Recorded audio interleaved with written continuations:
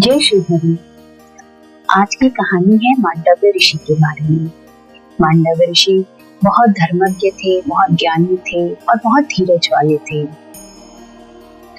मांडव्य ऋषि अपने आश्रम के बाहर एक पेड़ के नीचे बैठ के तपस्या कर रहे थे और तपस्या करते समय उनका पोज कुछ ऐसा था कि उन्होंने अपने हाथ ऊपर को उठा रखे थे। साथ ही साथ मांडव्य ऋषि ने मौन व्रत भी धारण किया हुआ था। कहते हैं ऐसे तपस्या करते हुए सैकड़ों साल बीत गए। एक बार वहां के राजा का कुछ धन चुरा के कुछ चोर भाग रहे थे। चोर भागते हुए धन लेकर आए और उनके पीछे पीछे राजा के सिपाही। चोरों ने देखा कि आश्रम सुनना पड़ा है और वहाँ कोई भी नहीं है, तो उन्होंने वो सारा चोरी का धन आश्रम में रख दिया और आश्रम के पास ही छुप गए। उनके पीछे पीछे भागते हुए जब राजा के सिपाही वहां पे पहुंचे तो उन्होंने मांडव्य ऋषि से पूछा कि यहाँ पर कुछ चोर आए हैं भागते हुए, वो किधर को भागे हमें बताइए ताकि हम उन्हें पकड़ सकें। चूंकि ऋषि ने मौन व्रत धारण किया हुआ था तो वो कुछ बोल नहीं सकते थे और हाथ ऐसे होने की वजह से कोई इशारा भी नहीं कर सकते थे। राजा के सिपाहियों ने आश्रम की तलाशी दी, वहां पे उन्हें चोरी का धन मिल गया और चोर भी पास में ही मिल गए।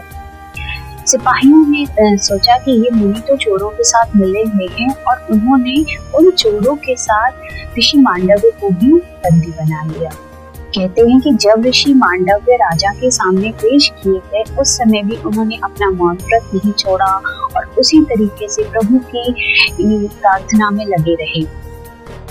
राजा ने सारे चोरों के साथ उन ऋषि को भी सूली पे चढ़ा दिया। सूली पे चढ़े हुए बहुत दिन हो गए, ऋषि को न खाना मिला न पीने मिला, फिर भी न तो उनकी तपस्या छूटी और न ही उनके प्राण निकले। कहते हैं कि जब ऋषि ऐसे सूली पे चढ़े हुए थे उस समय भी उनके और ऋषि मुनि पशु पक्षी बन के उनके पास आते थे और उनसे पूछते थे कि ऐसा आपके साथ क्यों हुआ। ऋषि मन ही मन में अपने हाव भाव से ये शो करते थे कि शायद ये मेरे ही किसी पाप का फल होगा। ऐसे बहुत दिन होने पर जो सिपाही उस समय उस सूली की निगरानी करते थे उन्होंने ये सारी चीजें देखी। ऋषि को इतना दिन हो गए तभी भी ऋषि की मृत्यु नहीं हुई, तो उन्हें लगा कि कहीं तो कुछ गड़बड़ है।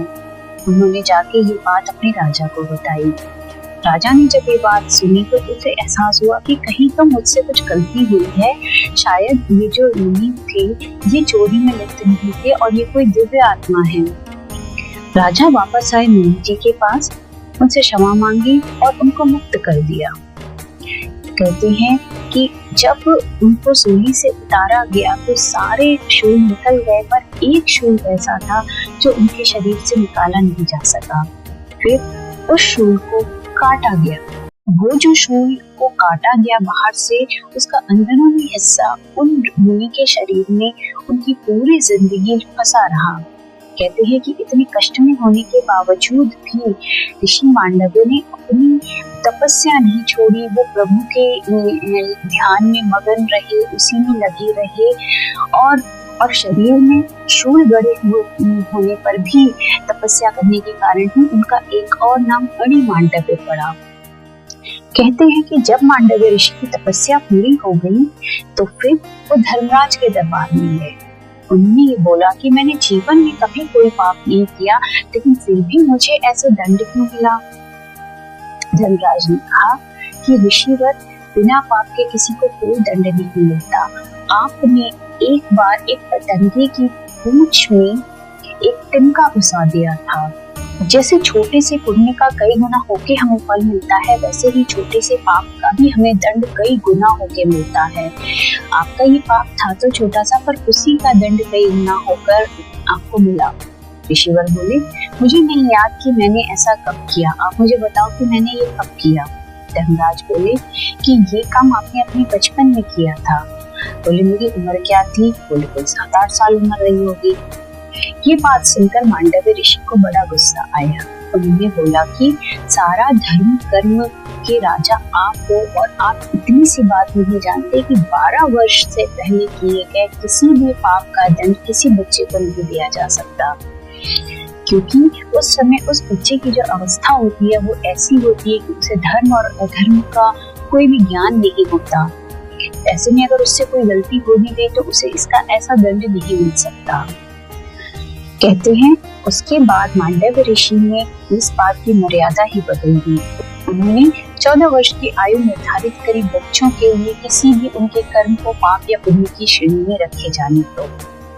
इसके साथ ही साथ उन्होंने धर्मराज को ये श्राप भी दिया कि आपको दास परिवार में जन्म लेना पड़ेगा, मनुष्य योनि में जन्म लेना पड़ेगा और आपको जीवन भर अपने जन्म के कारण कष्ट देखना पड़ेगा, अपमान झेलना पड़ेगा।